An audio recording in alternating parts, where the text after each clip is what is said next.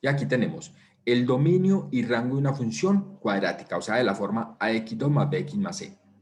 ¿Cuál es el dominio? El dominio siempre va a ser todos los reales. El dominio de una función cuadrática es todos los reales. Es más, la función cuadrática hace parte, después vamos a verlo más adelante, hace parte de una función que se llama las funciones polinómicas. O sea, la función cuadrática es una de las funciones polinómicas, lo mismo que la función lineal. Listo. Pero en este momento la estamos viendo separada. ¿Sí? ¿Cuál es el dominio de la función cuadrática? Todos los reales. Listo. ¿Desde dónde hasta dónde? Se puede expresar como una R o se puede expresar desde menos infinito hasta más infinito, o sea, abarca todos los valores de X. El rango, ahí sí, para el rango depende de dos cosas, depende del valor de A y dónde está ubicado el vértice. ¿Listo? Repito, del valor de A y dónde está ubicado el vértice. En el primer caso, este de aquí a la izquierda, tenemos que el vértice es 2 menos 3, pero mira que las ramas de la parábola se abren hacia abajo. Y siempre el rango se mide de abajo hacia arriba. Y como las ramas van hacia abajo, la parte más abajo es menos infinito y el vértice, el valor de y del vértice es ¿cuál? Menos 3. O sea que el rango para este caso sería desde menos infinito hasta menos 3. Se le coloca corchete al menos 3 porque el menos 3 se incluye. Pasando a este lado derecho, es una parábola que se abre hacia arriba. Una parábola que se abre hacia arriba.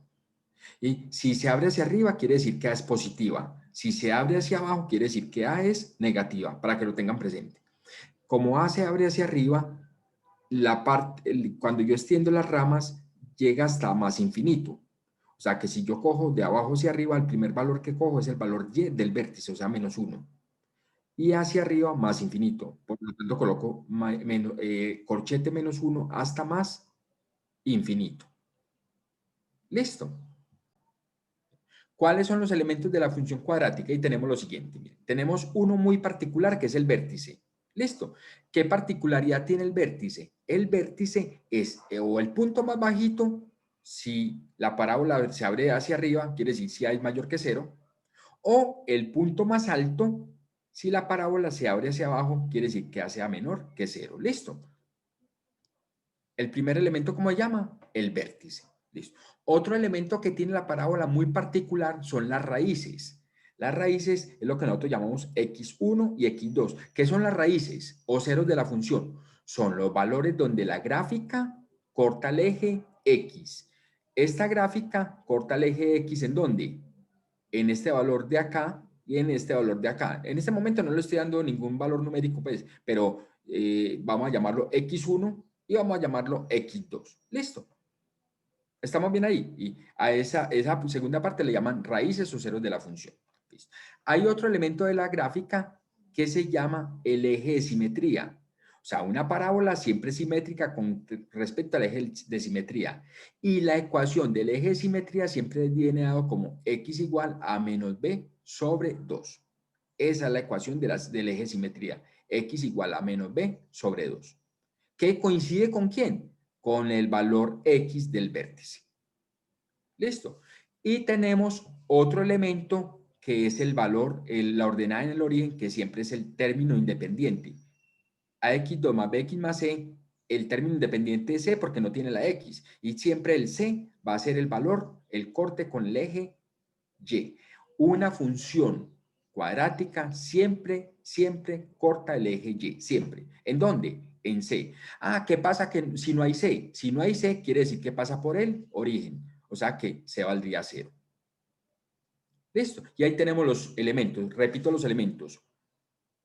Tenemos el vértice, que es el valor más alto, el valor más pequeño, los raíces o ceros de la función, que es donde la gráfica corta el eje X, el valor C, que es la ordenada en el origen, y tenemos también el eje de simetría, que viene dado por la ecuación X igual a menos B sobre 2.